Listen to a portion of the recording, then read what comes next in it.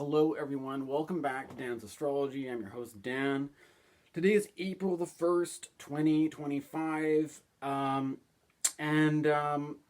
It's been it's an intense time for astrology for sure. We just had the eclipse season, solar eclipse in Aries, and a lunar eclipse in Virgo, marking this transition between the eclipses on the Aries Libra axis and now into Virgo and Pisces. And we also just had Neptune ingress into Aries. So lots of stuff happening in Aries. And my idea for this video today is mainly to approach the topic of Neptune and Aries, because this is the first video I'm recording since this Neptune and Aries ingress. It's a big deal because Neptune has been in Pisces since around about 2012. And so Neptune's going to, being an outer planet, Neptune's going to be in Aries for a long time. And this is the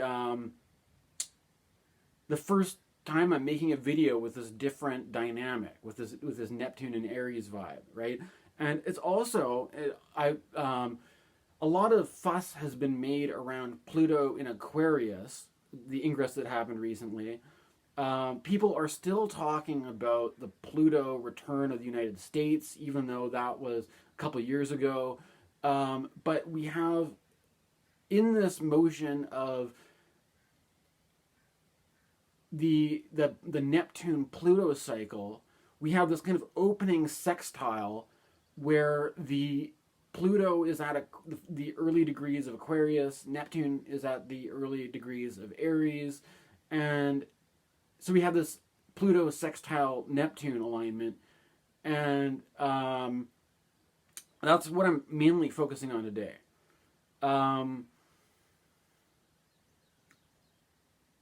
What comes to mind for this one that we find ourselves in, first of all, is to keep in mind that for a while, we had, before the Pluto into Aquarius ingress, we had Pluto in Capricorn, the previous sign, which was different in the sense that it was an earth sign. Capricorn is ruled by Saturn. Aquarius traditionally is also ruled by Saturn. They're the winter signs, right? And the idea basically is that throughout the practice of astrology, there's always been this association with Saturn and the signs of the winter, Capricorn and Aquarius, standing for the Senex, standing for the old man. And then in contrast, Aries is the sign of the ram, and it's sometimes a baby lamb or something like that.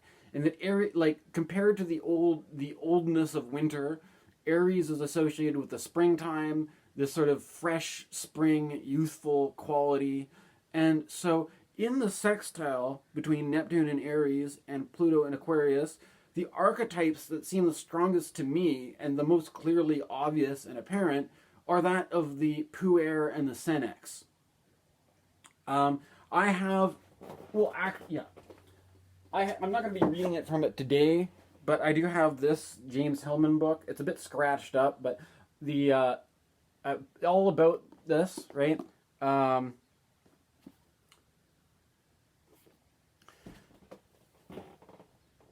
The Puer and the Senex, the child and the old man. Part of the thing about this is interesting is that in our mind, we create so many dualities, right? This idea that, like, one of the things about astrology that's interesting is that it breaks us out of, when we're thinking in a duality, like, for example, the American political system, where Democrats or Republicans, left-wing, right-wing, or whatever, right? Or like progressive, conservative. You've got two options set in polarity to each other, but they're not even necessarily, some political theorists make this argument that there's no reason to have a system that takes two parties as representing some kind of fundamental metaphysical polarity, right? Or that there's this idea that in if we look at astrology, we have this opportunity to go from, there is a duality in things like light and darkness, night and day, and all this kind of stuff, but there's this opportunity to move out of dualistic thinking and then go to thinking in threes, then thinking in sevens, the 7 traditional planets, then thinking in 12s. And once you can get out of this dualistic thinking into thinking in 7s and thinking in 12s, then you've got the opportunity to think of like hands on a clock, and it's not always like you have the motion of the opening sextile of that resonates with Venus, right? Venus, the planet Venus, rules over the opening sextile, and this is one of the reasons why, despite all it looks like there's a I don't know. There's obviously a change taking place, right? There's obviously a change, and there's obviously, Neptune in Aries is a Mars sign, the god of war, and all this kind of stuff. And there's some kind of stress or threat of hostility, or stress of conflict and stuff like that. But the sextile is a Venus, of the nature of Venus. And one of the things about this is that if you think about the archetype of the Puer Senex, is that sometimes, rather than thinking about your elder or your grandma or your grandpa as being some kind of diametrical opposite to the baby, the child, the newborn, there's some way where they actually cooperate, where you're like, hey, maybe I can, like, I have certain conflicts in my family where all my extended family is not as friendly with each other as they could be, perhaps. But one of these like tensions in my family is that there's a certain kind of, I think my mother expressed a certain kind of resentment that her parents were not available for childcare, right? That there's this kind of archetype where instead of the grandma and the baby being like polar opposites, it's actually like, oh, hey, wait a minute, the grandma is retired and has free time. We can let the grandma do some childcare or something like that, right? Or like that is like, and then it becomes this sort of. But there's this whole thing about this as a expectation that your family members are just going to do unpaid labor and be this resource for you that you rely on, so then you can be more productive or something like that, right? And it's kind of versus like paying for a babysitter, right? So there's certain issues. I mean, there's an interesting question about how that's being used by people. Like I remember J.D. Vance talking about that, about like ways to like austerity being like to emphasize this fact that you can have this gender binary where the men are the breadwinners, and then you can have all the women and grandmothers providing unpaid labor for childcare, right? But then they're not like diametrically opposite. Like the elderly are not in some sort of like elderly versus the babies. They're actually complementing each other.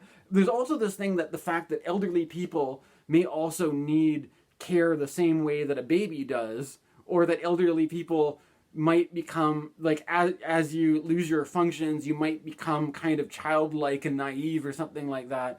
And so there's some kind of, like, there's, like, a resonant similarity between the end of life and the beginning of life. I mean, you can make jokes about old people wearing diapers. I'm not going to do that, though. But you know what I'm trying to say. There is an archetypal similarity between the end of life and the beginning of life. And even sometimes people joke about how, like, little babies kind of look like old men. Like, the way they don't have any hair, and they're, like, kind of like how this, like, where, like, Winston Churchill kind of looks like a big baby as, like, an old man or something. Like, I don't know. There's certain dynamics like that I think come up around this. I've also been noticing the archetype or the symbol of the child coming up in a lot of media. Just recently, there were certain musicians that I don't know. I don't follow them that closely, but I think FKA TWIGS is kind of cool, and FKA TWIGS just recently put out this music video thing with Kevin Smith, and I think the idea behind it, the concept behind it, is that she was taking some kind of song that she wrote when she was like a young, before she got famous, like some sort of leftover demo or some sort of like, and there's this kind of idea that like pop music is like coded as being for like teenagers or being for youths, or it's kind of like immature. And there's this whole question of like an artist as they're aging. Is it like? And I think she like FKA Twigs has also done these music videos where she's like, you know, the whole adult. You know, well, the other thing that was interesting about the Puer and the Senex dynamic is that there's a similarity between the Puer and the Senex in that the Puer is a child who is prior to being initiated into adulthood and has this youthful spirit or whatever, but is not like has not compromised that for the sake of fitting into the corporate work world or something like that. So there's this kind of thing that if you're kind of like free spirited and creative and stuff like that, that seemed to be like you're either in touch with your inner child, or like you have to suppress that in order to like grow up and get a job and like fit into like a boring corporate office, you know, environment or something like that. And then the Senex represents the, you know, the elder who's gone like at the end of life, where you're retired and stuff like that. And it's interesting to me because so often I find in the kind of the regime of signs and symbols, often people will say that if you're too stuck on let's say like naively childish dreams, like you're going to be an artist, you're going to be a musician, you're going to do this or that, it's like you got to grow up to be the boring person who works in an office. That's what, or you know, you take on the adult response. But the thing is, like, what's interesting about Puer and Senex is that there's a difference between having, it's not this, like, when this is where you get into thinking in threes, right? Because you've got, in the same sense that the child and the elder have these similarities where they're not in diametrical opposite. You could say that the people set it up like, don't be a little child, you have to be an adult and take on adult responsibilities. But then there's this thing about the Senex, is this thing about the adulthood reaching a kind of a completion, which is not the same as once you are an adult that have reached the completion, you're taking on a different role into retirement. And what's interesting is there's this kind of cultural issue that our society has, in that we only value people. We have a certain really narrow idea of what productivity means, and we don't value the role of a retired elder that is not productive in the same way that a working adult is, right? And just something that's coming up to mind about this is that I,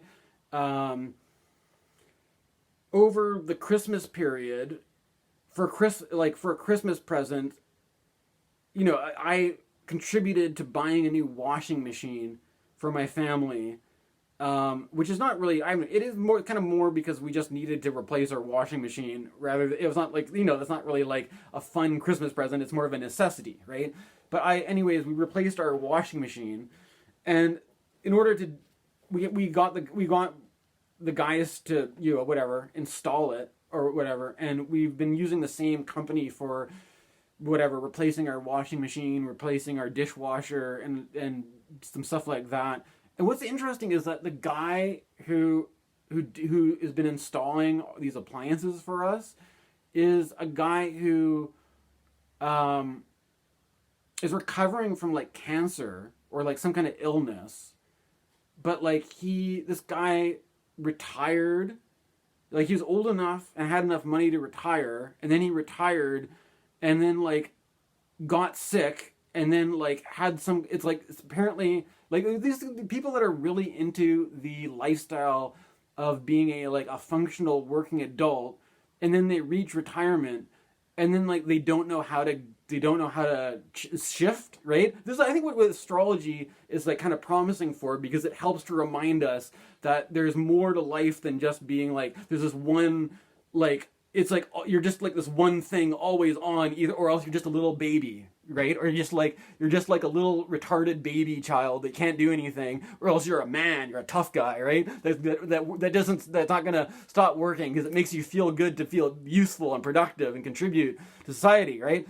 And this guy, like, you know, he couldn't just retire because it's like something like he's programmed to be this way. So if you try to retire, if you try to become an elder, your body's just gonna freak out and give you cancer, and then you have to go back to work and then work as installing appliances in people's houses for the rest of your life until you die, because if you retire, your body's just going to freak out and kill you, right? Like, it's like, I'm just saying, I don't know if that's, it's rude to say it so bluntly, but I don't know, I'm a Sagittarius, right? Sometimes I don't know how to express this, but to me, I don't know, right? I mean, if that guy wants to make that choice and live his life that certain way, it's not my place to judge him.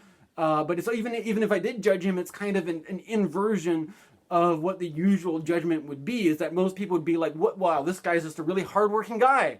This guy came out of retirement even though he didn't have to, because he just likes installing appliances so much," right? Like, but it's like a kind of a weird world where we live in, where people can't fathom not working that lifestyle, and even if they don't, even if their circumstances don't necessitate it to it, they have to always be in that. They have. It's this kind of like idea of the eternal youth, right? The Puer, right? It's like, you think of like, but we usually talk about a Puer, a Peter Pan, as like, you won't grow up and get a job, but it could also be like, you won't let go of you being the hero who has to be like, I'm solving all the problems, I'm doing all the stuff. Like, that's actually more of the Puer. Than the Senex is the one who, now they retire and now they shift into a different mode of life, right? And there's this idea that we can't get in, we can't, I think we have a real problem with the Senex in our culture, right? And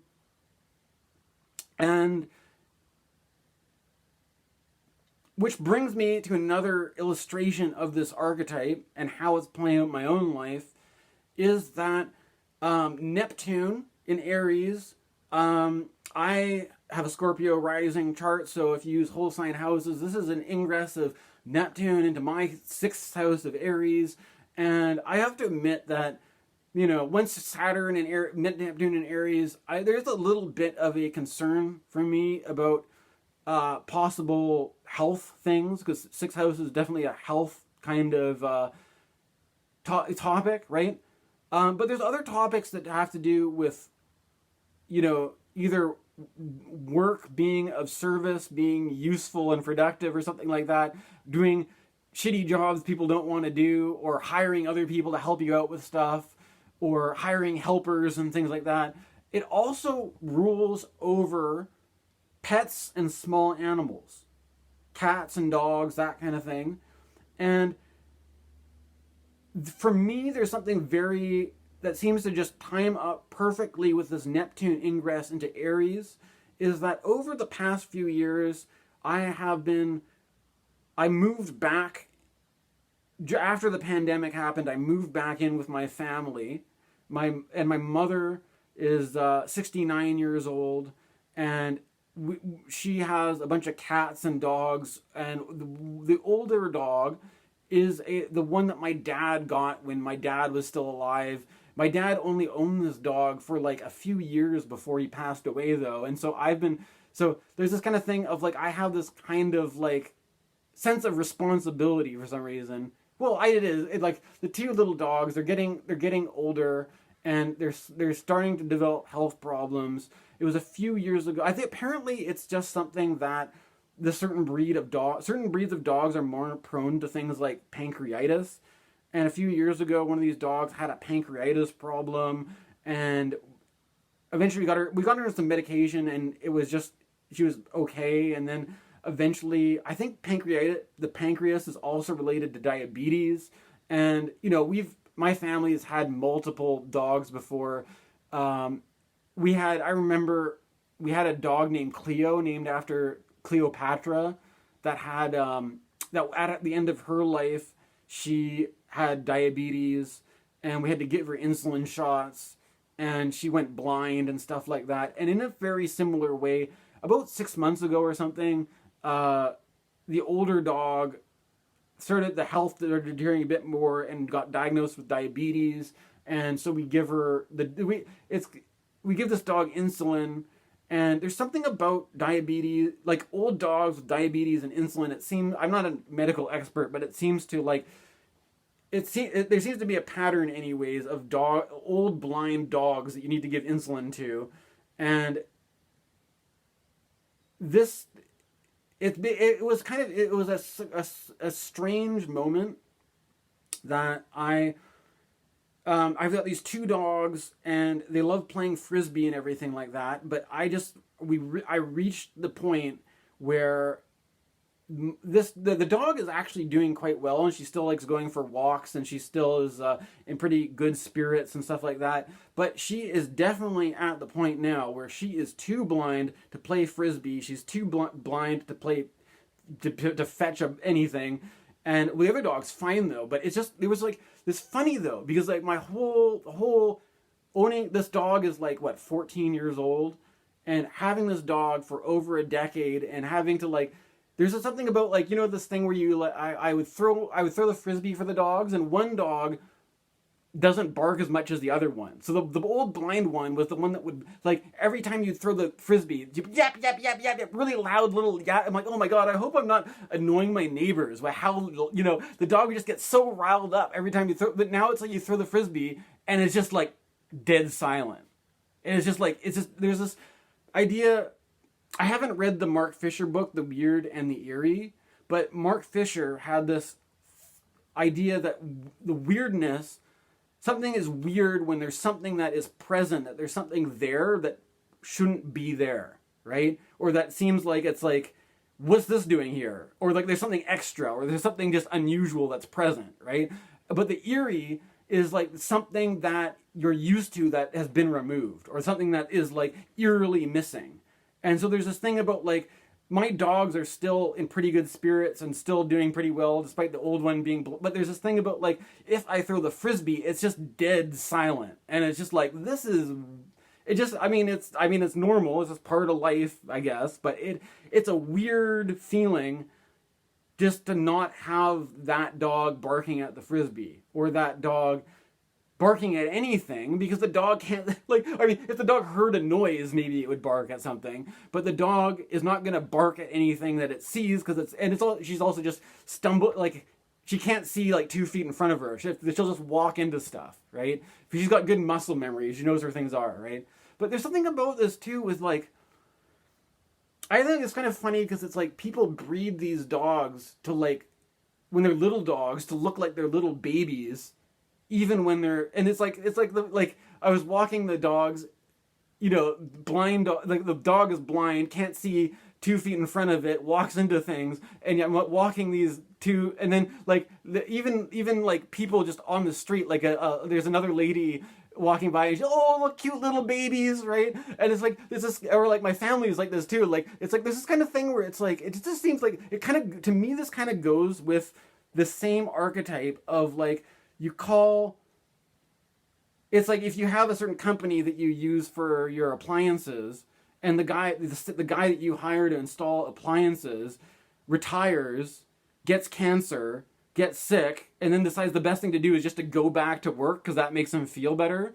And it's sort of like, it's the same kind of thing of like having these little dogs that are like they're with us through all these things that go on in our lives. We go through so many different, like, so many periods of times where different things are happening. We have to deal with different stuff, all these change, but it's like they're always babies, right? And it's just weird. Don't you guys find this kind of strange that it's just like we have no way to think about like retirement or old age, or like what does it mean to be like old and wise, and instead we have this thing about like everything is like a baby. It's like, you know, and it's just like, oh, cute little babies, oh, and then she's blind and deaf and dead. It's like there's no, like, it's all of a sudden like, oh, then we just get another one to replace it, and we just have this eternal like little baby moment that like is like never ending, right? It's just like a weird dynamic, right? But I think that there are encouraging signs with like certain, like I haven't seen it yet, that movie The Substance is all about like in women's beauty, and you know, like women are under this pressure to like never age and look like young forever or something like that. And there's like you also see like Pamela Anderson kind of adopt like being kind of like, or Pamela Anderson and Demi Moore and people like that playing off of this sort of like the expectation as a woman, like a celebrity woman, that you have to like look young forever or something. So there's certain things like that. I was also talking about FKA Twigs, and the FKA Twigs thing is sort of like using this song that she wrote when she was 15 as a way to say, like, people, like, maybe there's this sort of sense that, like, pop music is just for little kids, and that by continuing to be a pop star, you're just like this immature. I mean, she also looks she's kind of like has this image of looking kind of young. And I mean, I guess the another part of this for me is that I was impulsively felt like shaving my facial hair, and when I don't have my facial hair, I feel like I look pretty young. And then there's also this rapper Young Lean who just put out a song called Babyface Maniacs, which from like, I usually don't listen to this Young Lean, but again, I think that is very appropriately playing off what this dynamic I'm noticing is.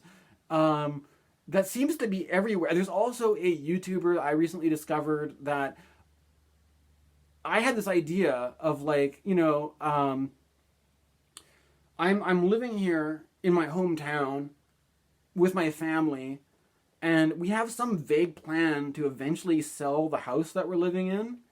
And I don't know, I mean, I think this is like some kind of, I've been doing I Ching right now, and the I Ching has been reminding me that, I mean, it's a kind of a stressful moment we're in. There's a lot of uncertainty going on, and it's, at this particular time, it probably just makes more sense to, like, stay present with what's going on rather than thinking you need to, like, come up with some sort of, like, grand master plan and plan out the rest of your life, and it's just to be like, just but don't get too carried away trying to, like, try to have this, you're gonna have, like, you're gonna have it all sorted out in your head what you're gonna do. Just stick with what's going on now and try to be responsible the best you can for whatever you're involved with right now, and try to be receptive. Like, I got the receptivity, right? To be, just pay attention to what's going on and act accordingly, but don't try to, like, play 5 steps ahead of yourself right now, right? So, but well, yeah, in that whole conversation about whatever, like, yeah, I'm not eventually selling the house and whatever to do after that. I mean, one possible idea is you know, to go traveling or something like that. And there is this, I mean, if you, I don't know, I had a girlfriend once who was Chinese, and she would always tell me about how it's like, it's really easy to just go to some country like Southeast Asia or something like that and just live really cheaply, right? And that there's something about, I kind of feel there's maybe something different about, like, somebody who's Asian going back to Asia and experiencing that versus me being a total foreigner and a white guy or something like that. And but in that sort of question about, is that a path I would want to take or not, I found this guy's YouTube channel who is some guy who is it seems to be in a similar situation of having a bit of money and just going and living on the cheap in Asia and making vlogs about it. And he recently made a video that was just like, you are a baby, right? About this whole kind of thing about, like, I think it could be the way that maybe the algorithm, if you're a person who is, I think it goes with this whole thing about, like, if you are an appliance repair, we don't have any way to think about retirement. We don't have any way to think about not being a productive, functional, I mean, what does functional mean anyways, right? I mean, functional in the sense of, like, you know, being a productive economic force versus a useless person who's just bumming around in Asia. And there's this constant kind of, like, oh, if you're not living this particular lifestyle that we want you to live, then you must be a little baby, you know, you haven't grown up, right? You're just a little baby who wants to do baby stuff all day. And, you know, there's also, like, apparently, like, also in this whole theme, you could also look at, like, stuff like there's this movie, I only heard about this from watching JREG videos, but there's a movie called Boss Baby, that's about it's like a Pixar movie where it's like the young little baby, like, wants to be like a CEO boss straight out of the womb or something. But there's this kind of, like, idea of, like, or the use of childhood, or the use of the idea of, with Deleuze and Guattari talk about this too, where it's like this idea of a becoming child, where it's not really,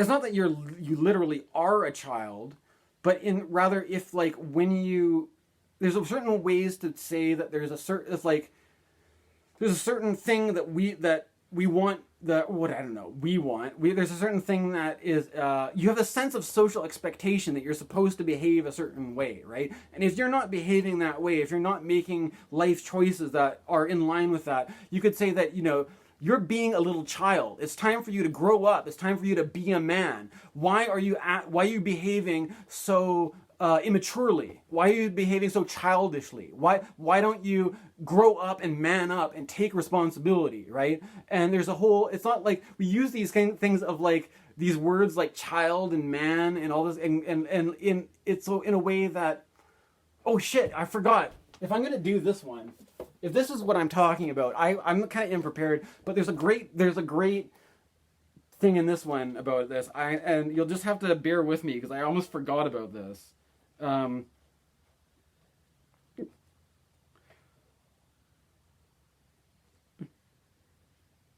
oh my god.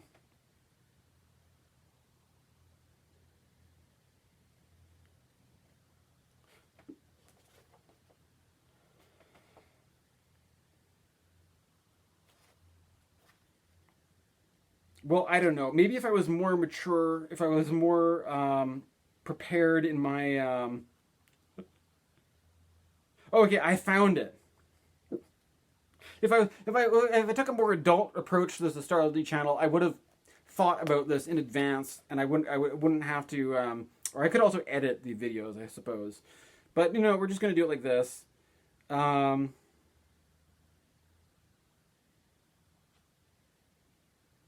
So there's this kind of funny thing. It's like, okay, so Deleuze and Guattari, and there's a becoming child where you're veering off, you're straying from the center, or like the becoming animal, right? That you've lost your humanity and you've given into your animal urges, or you've lost your maturity and you're just being a child, or you've lost your manhood and you're being a woman. You're just being a little girl. You're just a little bitch. You gotta grow up. Stop being a bitch. Stop being a child. Stop being a pussy. Stop, man up. Like that whole thing, right? And this is actually not Deleuze and Guattari. This guy is a Christian Neoplatonist, right? And sometimes, I actually kind of like, Christian. You'd think that Neoplatonism is actually probably a better fit for astrology. So I tend to sometimes bounce off I kind of ping pong around this philosophical world, and I actually like this book quite a lot. I'm going to read from it now.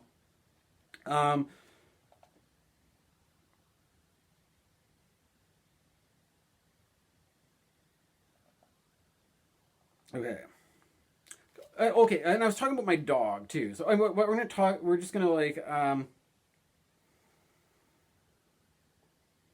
what we admire or tolerate or condemn will depend on our conception of some proper form. This is basically the Deleuze and Guattari thing. We have a proper form that we praise and admire, and then some other improper form which we condemn. And there may be a sudden shift in attitude when the object we are assessing slips in our thought from one imagined paradigm to the other. Whether that paradigm is a real biological attractor or just merely a human image. What do we expect of dogs? As long as we hold the image of faithful hound, any deviation from that loyalty will mark the animal as a bad dog. If we recall instead the image of intelligent wolf, we may have less reason to be surprised that the dog seeks his own maturity and companions of his kind. Crudely, domestic dogs are what wolves would be if they did not grow up. What do we think of snakes? As long as we imagine the stereotypical enemy of another warm-blooded life, we may find snakes just as such unappealing. Imagining them instead as images of wisdom, or still better, simply as reptilian organisms with as long as evolutionary past as ours, we may allow us to see, as Aristotle advised, something wonderful and beautiful in them, as also in the smallest and commonest of things. Snakes aren't simply legless, any more than seals are deformed quadrupeds. Rather, their deformity or lack is relative only to a form, an eidos, that is not wholly theirs. People have often found apes or other apes alarming just because they are both like and unlike people, apes of humanity. To see them straight requires that we stop judging them to be deformed. Might not the same apply within our own kind? In the common view, to be blind, deaf, rather stupid, dyslexic, autistic, dwarfish, ugly, or overly emotional are all variously defects. Oddly, we generally care less, or rather academics writing on these topics care rather less about physical clumsiness, lack of stamina, myopia, innumeracy, ambition, and personal conceit, which are, rationally speaking, just as much defects. It's kind of interesting that I kind of find it interesting, just as a note, that he puts ambition as a defect, because I feel like, in the way that just my experience of what society and the world is like, I feel like our culture really praises ambition, right? It was just kind of interesting because I remember in high school, there was the humanities class had this project called Images of Greatness, where you were supposed to dress up as some great character of history, and it would all seem kind of a little bit like, this kind of mania of they were trying to excite people to become these great hero, really ambitious people, right? That we have this, we don't have a culture that I think it's a very kind of old-fashioned Christian thing, tall poppy syndrome, that would say you're not supposed to be ambitious. So for me, I just feel like being raised in a culture that encourages everybody to be ambitious, and to read a Christian Neoplatonist that includes ambition in a list of defects seems kind of, I don't know if he intentionally put that in there as a kind of to irritate you a little bit, or you know what I mean. But that one kind of stands out to me. Anyways, he says, we might not wonder instead whether there are some other ideals in action than the ones we insist are really human. And then there is a quote here from G.K. Chesterton.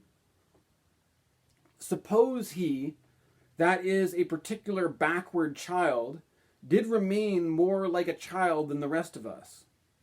Is there anything particularly horrible about a child? Do you shudder when you think of your dog merely because he's happy and fond of you and yet can't do the 48th proposition of Euclid? Being a dog is not a disease. Being a child is not a disease. Even remaining a child is not a disease.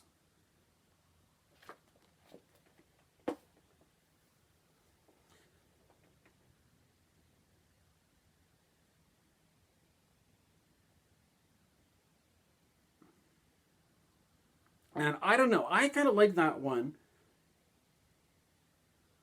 And part of the reason why I like that is because I think sometimes people don't like, that guy's a Christian Neoplatonist, and I'm not somebody who is identifying as a Christian just because I'm reading that guy's books, but I think there's a certain issue at hand where sometimes there's this attitude where it's considered to be intolerant.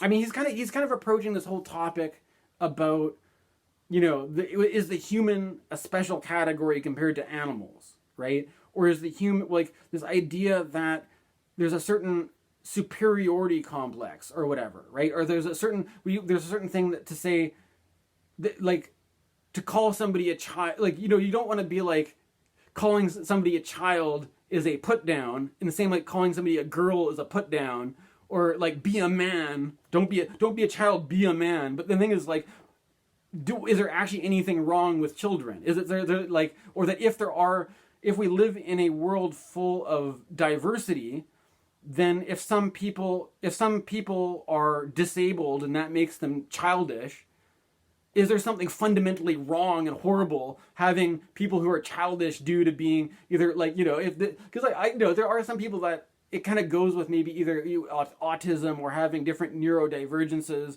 that could make you kind of childish. But is there something actually fundamentally wrong about that? Is that a reason? Is that a reason to feel ashamed? And then there's this whole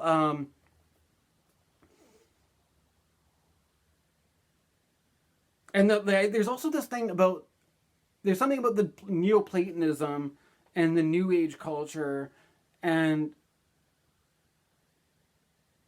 maybe this goes with being a Canadian.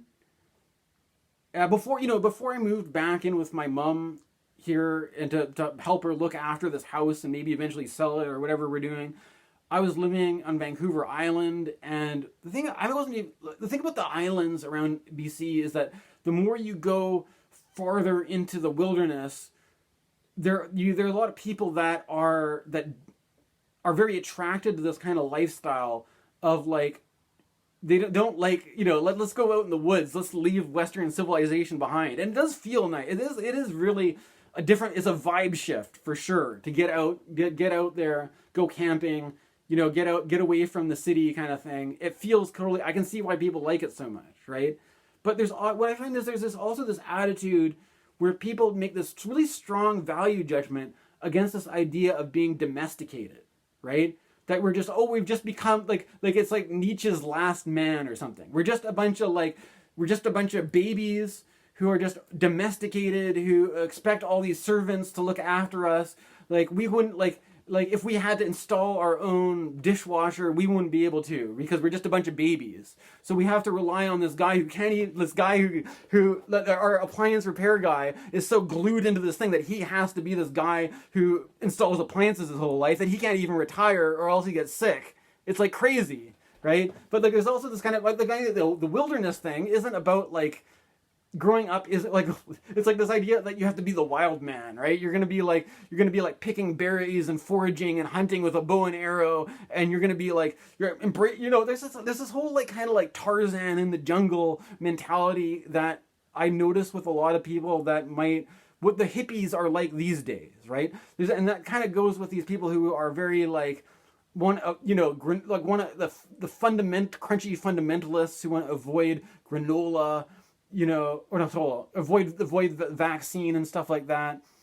That there's some kind of thing where I just kind of run into this problem because there's a lot of people who are neurodivergent who feel like they want to like run away from civilization and they feel better being out in the forest with the trees and the fresh air and stuff like that. But then there's this whole kind of like, you have to be like a fucking Viking warrior child barbarian and beat your chest, and like it's like, and then from that mentality, it's kind of like to be childish is to be like you're just like a little domesticated pet that you're just like, oh, I'm just a cute domestic, whereas a real wild man is like a wolf or something, right? And it's kind of like, which is kind of funny is because this is basically you take a pagan value system which is like rejects. There's also this whole spiral dynamics thing where you could say that the Christian value system, I'm not going to explain the spiral dynamics right now, but the Christian value system is explicitly blue coded, and this sort of pagan warrior shaman, like you're the QAnon shaman with the big bull horns and you're beating your chest and you're like, like that kind of vibe is very like going back to red and purple basically, right? And being like you're not domesticated, you're some wild man, and it's kind of like that is basically a kind of a pagan anti-Christian value system, and that if you actually take, I'm not saying that I'm Christian though, but if you were to take the argument for Christianity seriously, then that could be like a value system which allows everybody to be who they are even disabled people, even autistic people, even the elderly, and that everybody has their own place and is loved by God for being exactly who they are, and they don't have to feel like they're under all this pressure to like go through some sort of crazy like, oh my God, I have to like completely reinvent myself all the time, and I have to like I have to reject who I am in this circumstance, in this situation, to sort of I have to go through all these death and rebirths to just sort of to become this ideal of what the ideal man is supposed to be, which is not a child, which is not a woman, which is not an animal, but and that is like, it's just like you try to get away from that kind of expectation by going where you want to go, run away to the wilderness, because that's supposed to be your escape from all these pressures. You have freedom, but then it just becomes, no, if you want to go to if you're going to run away to the wilderness, you have to be fucking warrior man, beating your chest in the wilderness like you're Conan the Barbarian, and you're hunting with a bow and arrow. It's like but there's this kind of like maybe there is a bit of that in Peter Pan, though, right? Like, I don't know. There's a kind of like that the Puer wants an adventure. They don't want to just sit around in an old folks' home or something like that. The Puer has this, and that's also, I think, a big influence on this dynamic, because bringing it back to the Pluto and Neptune thing, that when we had Pluto in Capricorn and Neptune in Pisces, you had an earth sign and a water sign, which are both yin, right? Earth, water, like water shapes, water flows into the shape of the container that holds it. It's versus fire is like more of a destructive force. And then air is more of like, is less about the, this kind of, earth takes a lot of energy to work with the material structures, like you're in a construction site, like you're building a big structure, right? Whereas with air, it's like what's the idea? Like if you put your ear to the wall, what kind of things are in the air, right? Or like what's circulating in the ether? Like it's less of this like heavy lifting, restructuring thing, and it's more about like what kind of ideas are holding us hostage, right? And this whole thing about like this whole thing about the Puer and the Senex and the becoming child and all this kind of stuff is that it's like, when it comes to this topic of like the way that the Puer, the child, has such a strange resonance in this moment. I mean, I also forgot to mention the Doge, how the Elon Musk's Doge team are just a bunch of like young hackers, right? There's this idea that the resonance of the Puer, the resonance of the child. I got distracted now by talking about Elon Musk. I shouldn't have done that.